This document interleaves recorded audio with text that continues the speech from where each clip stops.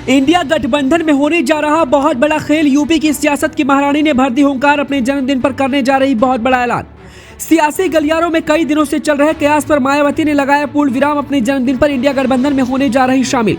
बसपा कार्यकर्ताओं के साथ साथ इंडिया गठबंधन की सभी पार्टियों में बढ़ी बेचैनी। 15 जनवरी को नीतीश, ममता, राहुल, सोनिया को देंगी बहुत बड़ा तोहफा। जी, जब से इंडिया गठबंधन बना है तभी से इस बात की चर्चा जोरों पर है कि वो कौन कौन से विपक्षी दल हैं जो इस गठबंधन का हिस्सा बनेंगे। ज्यादातर करके विपक्षी दल की सभी बड़ी पार्टियां इस गठबंधन का हिस्सा बन चुकी हैं, लेकिन हर किसी की नजर देश के सबसे बड़े सूबे उत्तर प्रदेश पर टिकी हुई है कि आखिर इस प्रदेश से कौन कौन सी पार्टी इस गठबंधन का हिस्सा बनेंगी। राज्य की दूसरी सबसे बड़ी पार्टी सपा ने पहले दिन ही इंडिया गठबंधन में शामिल होकर अपना रास्ता क्लियर कर दिया है, लेकिन राज्य की तीसरी बड़ी पार्टी बीएसपी यानी बहुजन समाज पार्टी के शामिल होने पर अभी तक संशय बना हुआ है। इंडिया गठबंधन में शामिल सभी पार्टियों की नजरें बीएसपी प्रमुख मायावती पर है कि आखिरकार वो कब इस गठबंधन का हिस्सा बनेंगे। पार्टी के कार्यकर्ताओं के साथ साथ सभी विपक्षी दल इस बात पर टकटकी लगाए बैठे हुए हैं कि मायावती कब ये फैसला लेंगे, लेकिन अब ऐसा लग रहा है कि दोनों का इंतजार खत्म होने वाला है और मायावती इंडिया गठबंधन का हिस्सा बनने के लिए अपना मूड बना चुकी है। ऐसे में आने वाले 15 जनवरी यानी मायावती के जन्मदिन पर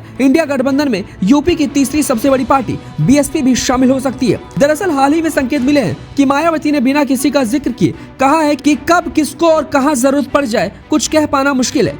बीएसपी सहित अन्य जो भी विपक्षी पार्टियां शामिल नहीं हैं, तो उनके बारे में किसी को भी बेफजूल कोई भी टीका टिप्पणी करना उचित नहीं है तथा इससे इनको बचना चाहिए। मेरी इनको यही सलाह भी है, क्योंकि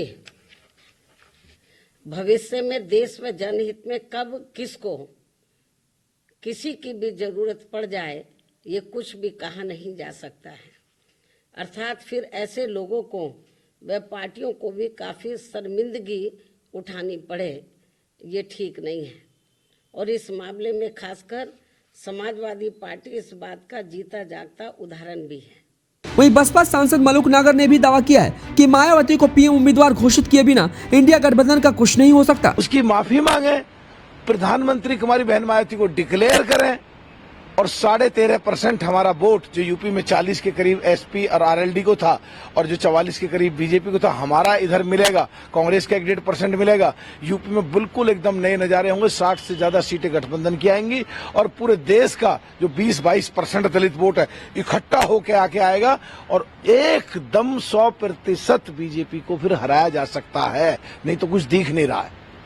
ऐसे में बीजेपी यूपी में 75 सीटें जीत जाएगी। देखा जाए तो 15 जनवरी को मायावती खुद अपने जन्मदिन पर इंडिया गठबंधन में शामिल होने के फैसले पर मुहर लगा सकती हैं। हालांकि अभी मायावती का किसी भी दल के साथ कोई बातचीत नहीं चल रही है, चाहे वो सपा हो या कांग्रेस, बाकी अन्य राज्यों की पार्टी ही क्यों न हो, कोई बातचीत किसी भी पार्टी से अब तक नहीं दिखाई दे रही है। ऐसे में कुछ भी कह पाना मुश्किल लग रहा है। सपा और रालोद पहले ही मायावती के गठबंधन में शामिल होने का विरोध जता चुके हैं, क्योंकि उन्हें इस बात का पता है कि अगर वो इस गठबंधन में शामिल हो गई तो उन्हें नुकसान होना तय है।